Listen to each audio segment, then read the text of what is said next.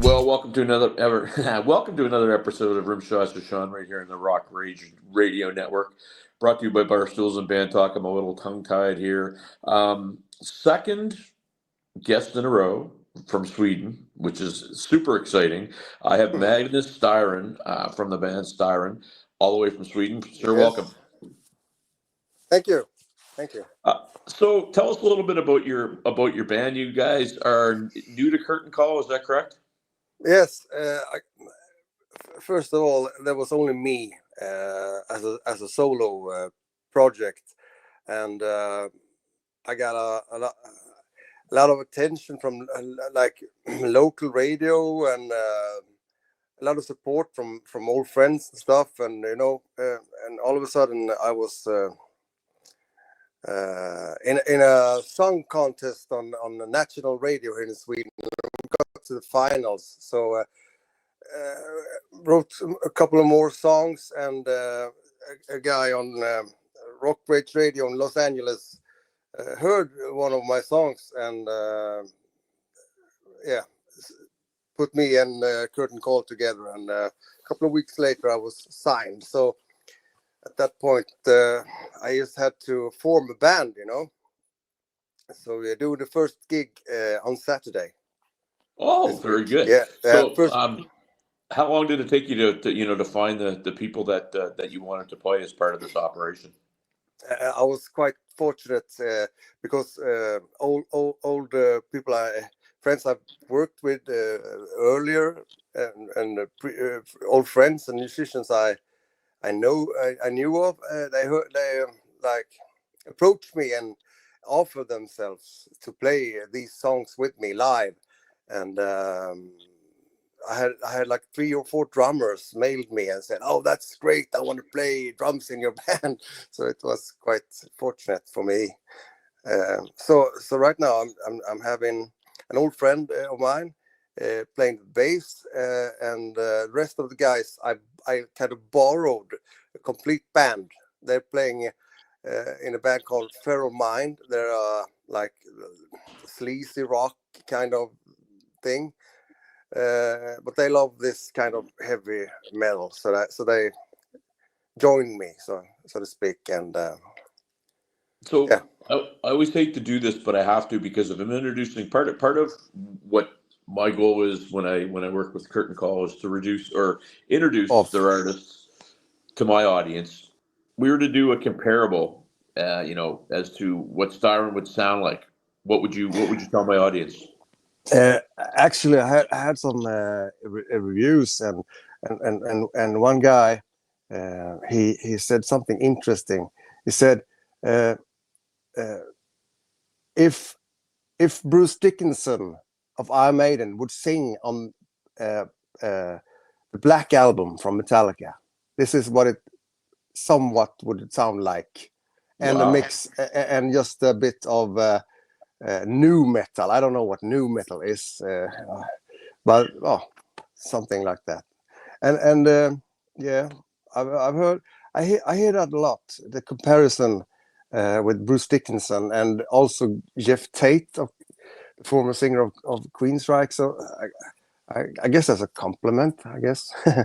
Well, it's not terrible because those are two of the most prominent metal singers probably, I guess, in the history of metal. I mean, if you take that new age of British heavy metal and then some of what was going on after that, I mean, those are two guys that immediately come to mind. Ronnie James Dio might be another, but not bad comparisons to be made. No.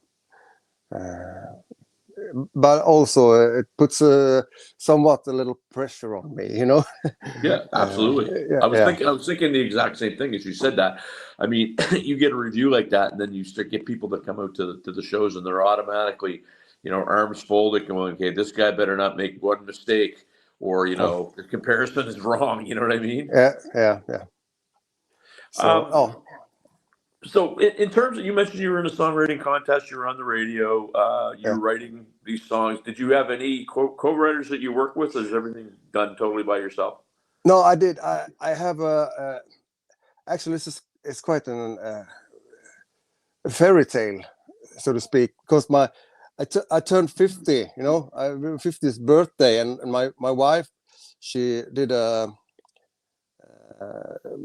collected some money and had a surprise party for me at my birthday, and this she came with like a pack of money, and my relatives and friends, and they all snuck up on me and surprised me. So I had get some money and could book a local record studio, and just to record a few songs for fun, you know. And I met this guy there on studio, sound engineer and producer and musician, very talented guy, Liam Espinosa. He have a band called Ends with a Bullet.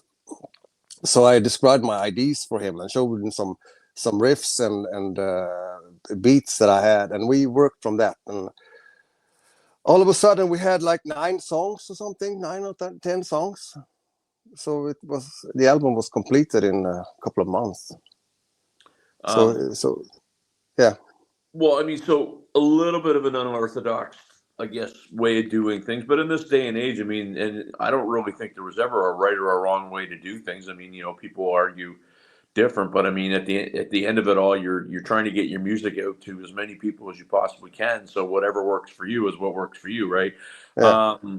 You know, in terms of getting the music out, you know, how has it been received? Obviously, in your home country, it's been great. Have you been getting any feedback from other parts of the world? Actually, I get most of the attention from Canada, actually, to start Oh, with. okay.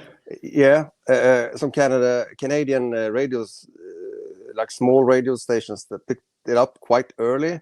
Yep. And played it, and I got some mails and support. My home country, no, not that much. The Swedish media are a bit like slow on that part. So it came later when I was already signed to Curtain Call, and I got nominated for in England in a British radio station for the best international male artist of the year or something like that. It was quite crazy. So when that took off, the Swedish media grasped that thing, and it did some interviews and stuff. Yeah. Well, now it's funny because there was a post over the weekend. One of my friends is Jesse Blaze Schneider, who's the son of Dee Snyder of Twisted Sister. And Jesse had a wicked line on the weekend that basically people don't validate their own people's success until somebody else does. So you're an exactly carbon copy version of that That is so statement. true.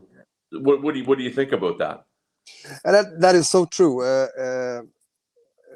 In Sweden, like the Swedish music media or something, they tend to not get the thing until you guys in North America says, "Oh, this is great, this is good," and the Swedish media, "Oh, they like it in the United States. How exciting!" Then we do it, we like it too.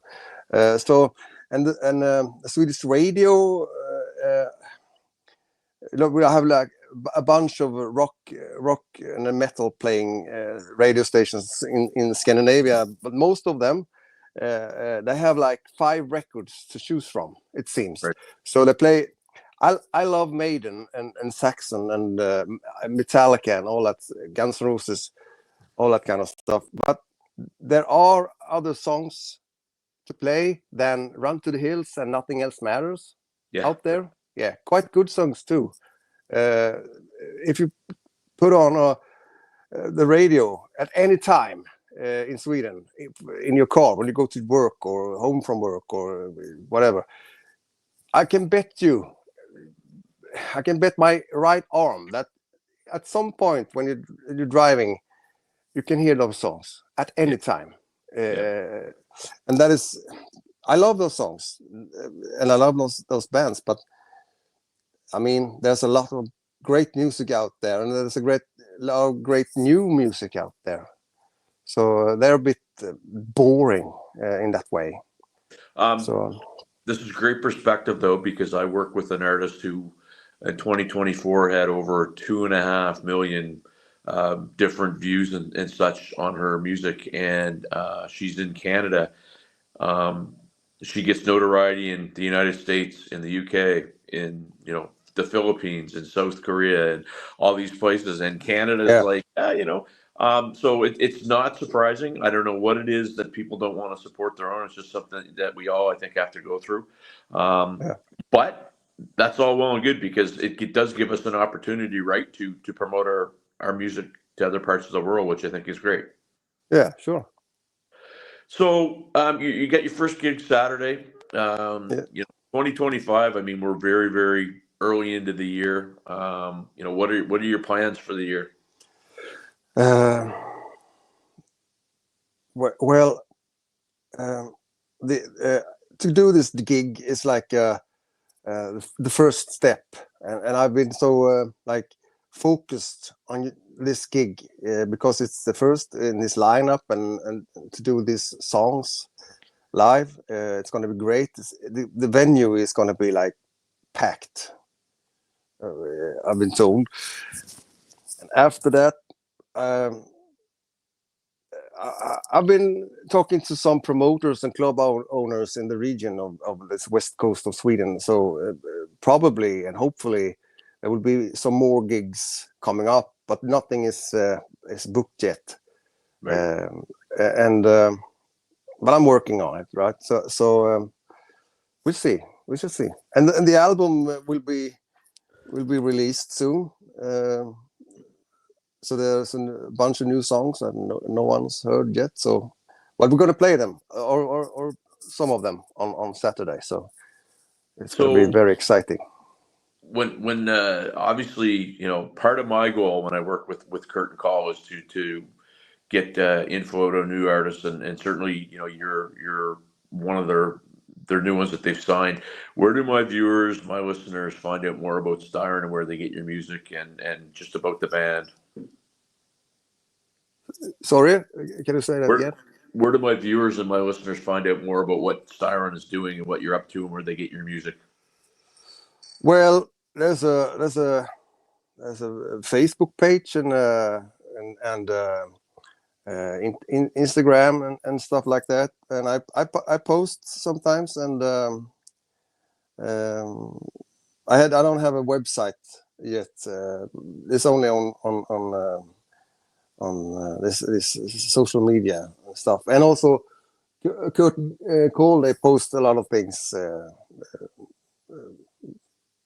about me, I guess, and stuff like that. And but I people can reach me, and they do. I get a lot of emails and messages with questions and support, which is great. Well, folks, I've heard the material. You're going to want to hear the material. You want to go check these guys out. Styrén from Sweden, fantastic music. I enjoyed what I heard, and I didn't get the whole Dickinson fronts Metallica, but now that you said that, I do get that. So that's a great analogy. Magnus, I want to apologize for the delay, but I want to thank you for doing this, and let's stay in touch. Best of luck in 2025, my friend. Sure. Thank you. We are back after this.